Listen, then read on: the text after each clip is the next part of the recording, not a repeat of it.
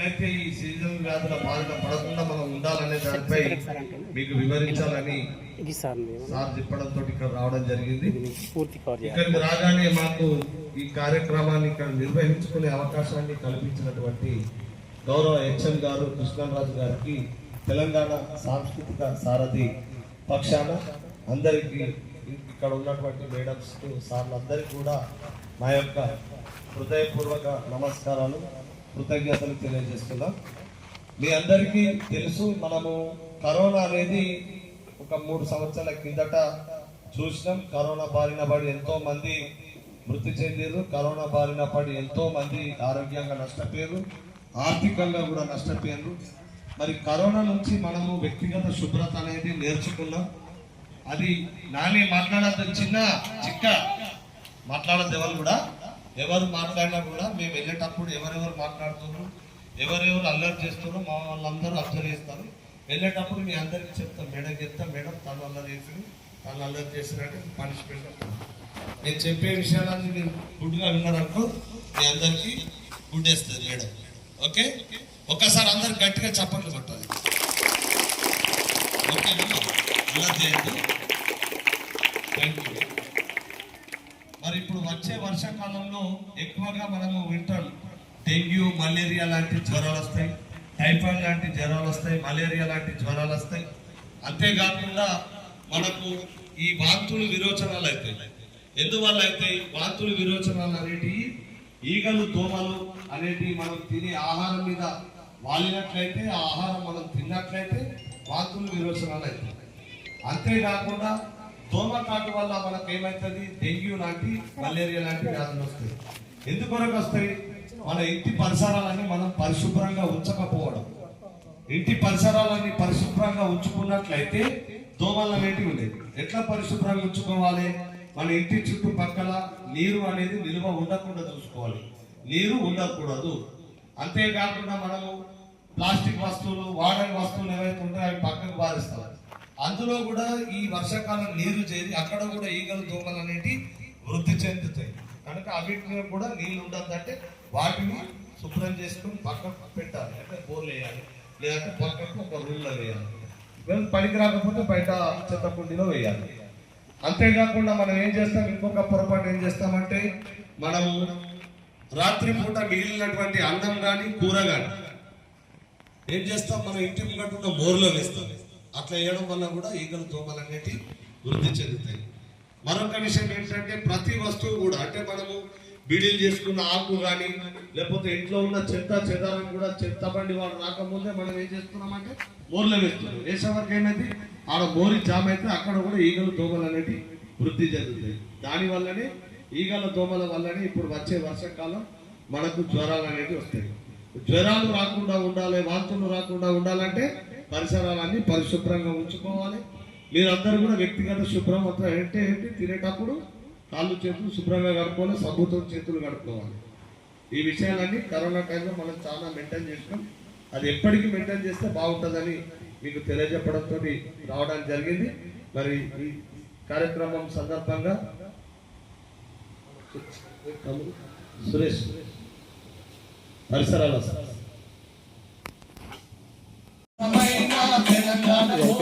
మన పల్లెల పండుగ ప్రగతికి నిండుగా, మన పల్లెల పండుగ ప్రగతికి నిండుగా, మన పల్లెల పండుగ ప్రగతికి నిండుగా,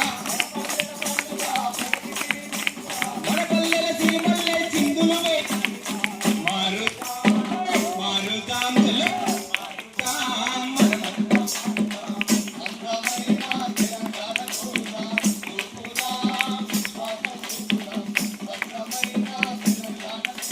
పరిశుభ్రత పాటించు స్వచ్ఛ తెలంగాణకై ఊర్లన్నీ కలకలలాడాలిరా, ఓడలన్నీ శుభ్రంగా ఉంచాలి.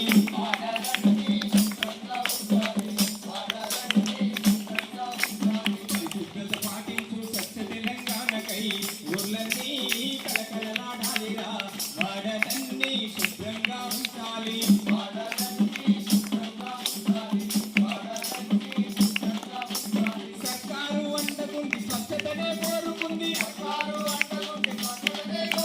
మనమంతా తోడు నుంచి ముందుకు నడవామంది, మారుతాం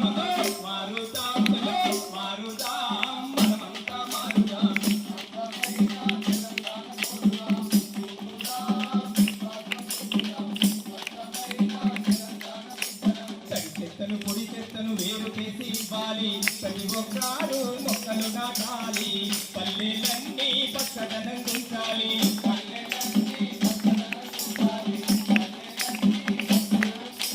తడి చెత్తను పొడి చెత్తను వేరు చేసి ఇవ్వాలి ప్రతి ఒక్కరు మొక్కలు నాటాలి పల్లెలన్నీ పచ్చదనం ఉంచాలి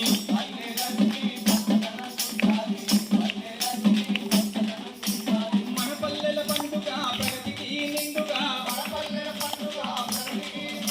మన పల్లెల తిరుమల్లై చిందులు వేయాలిరా మారుదాం మారుదాం మారుదాం మనమంతా మారుదాం అందమైన తెలంగాణ కోరుదాం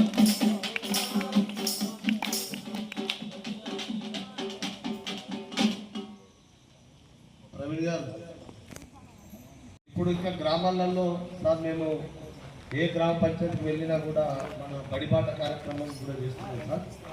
ఎందుకంటే తెలంగాణ రాష్ట్ర ప్రభుత్వము బడిబాటలో భాగంగా మన పిల్లలందరూ కూడా ప్రైవేటు వైపు ఎక్కువ వెళ్తున్నారు. ప్రైవేట్ స్కూల్ అది అందరూ అంటే ఒకరిని చూసి ఒకరు వాళ్ళ ఇంట్లో అందరూ ప్రైవేట్కి వెళ్తున్నారు మేము కూడా వెళ్తామని అనడం. ఎందుకంటే ప్రైవేట్ స్కూల్లో చదవడం అంటే చాలా భారం, ఎంతో డబ్బు ఖర్చు పెడితే తప్ప ప్రైవేట్లో మనకు అడ్మిషన్ దొరకదు.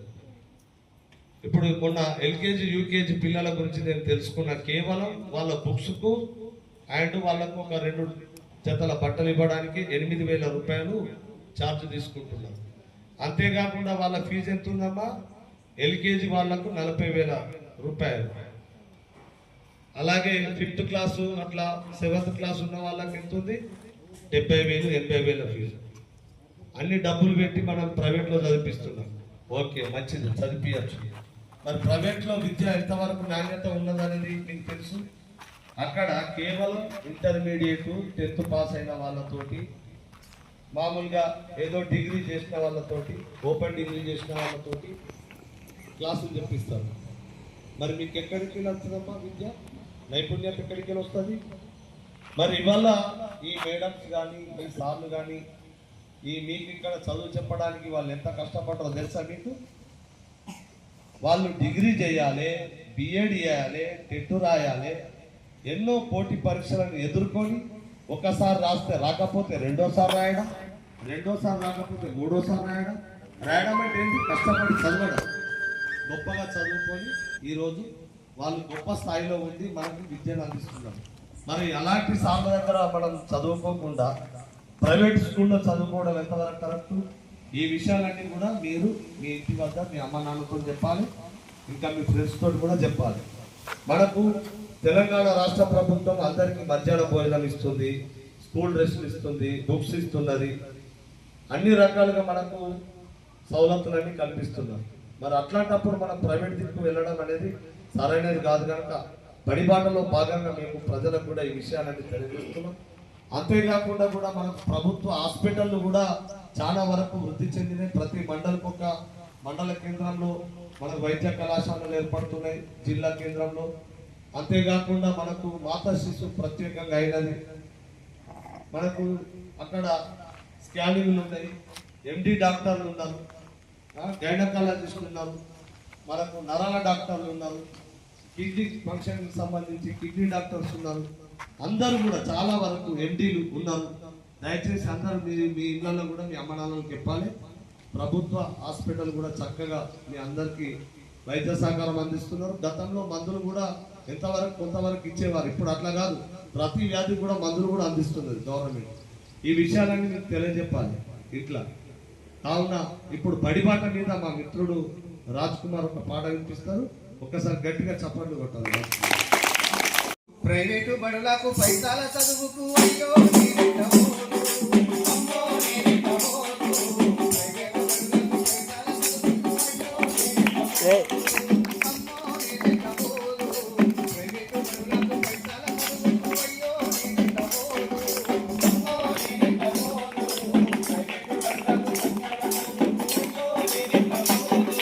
మూడేళ్ళు నిండాని ముద్దు పాపల కంట 3 కేజీల పుస్తకాల బరువులంట, 3 కేజీల పుస్తకాల బరువులంట, 3 కేజీల పుస్తకాల బరువులంట.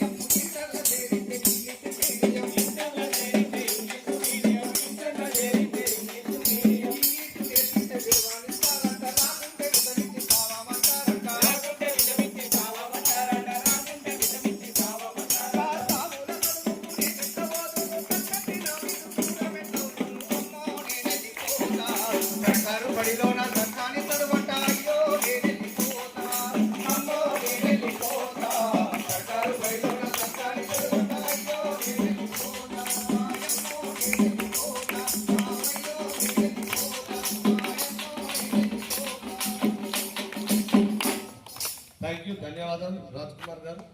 మరి ఈ కార్యక్రమాన్ని ఉద్దేశించి మన గౌరవ హెచ్ఎల్ గారు మాట్లాడతారు. తదుపరి సెక్రటరీ గారు మాట్లాడడంతో కార్యక్రమం ముగుస్తుంది. మన తెలంగాణ ప్రభుత్వ మరియు కలెక్టర్ గారి ఆదేశానుసారము మన పాఠశాలకు ఇచ్చేసినటువంటి ఈ కళాత్మక బృందానికి స్వాగతం పలుకుతూ ఈ పచ్చదనం పరిశుభ్రత మీద మా విద్యార్థులకు చక్కగా అవగాహన కల్పించేందుకు వారికి ప్రత్యేకంగా మన పాఠశాల తరఫున ధన్యవాదాలు తెలుపుకుంటున్నాను. మీరందరికీ అర్థమై ఉంటుంది ఏంటిది, వర్షాకాలం రాగానే వచ్చేటువంటి సీజనల్ వ్యాధులు, వాటి మీద మనం తీసుకోవాల్సినటువంటి జాగ్రత్తలు ఏమి. గత సంవత్సరం కూడా మనకు ఇలాంటి అవగాహన కార్యక్రమం అనేది చేపట్టిండ్రు. మరొకసారి కూడా మీ అందరికీ, ఎందుకంటే గ్రామం లోపల తల్లిదండ్రులకు చాలా వరకు నిరక్షరాస్యులు ఉంటారు.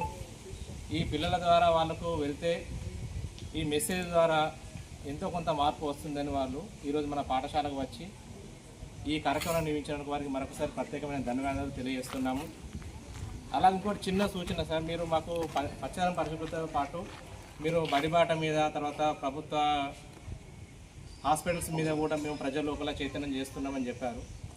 అంటే ఇక్కడ కేవలం మా పాఠశాల లోపల చేయడం ద్వారా ఈ గ్రామం లోపల ప్రజలందరికీ ఈ మెసేజ్ వెళ్ళే అవకాశం లేకుండా పోతుంది. ఎందుకంటే మేము బడిబాట కార్యక్రమం ద్వారా ప్రతి ఇల్లు తిరుగుతాము. వాళ్ళందరూ ఏం చేస్తున్నారు, ప్రజలు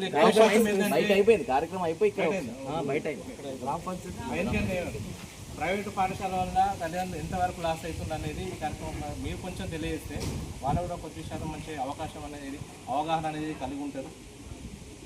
ఓకే సార్, థ్యాంక్ యూ.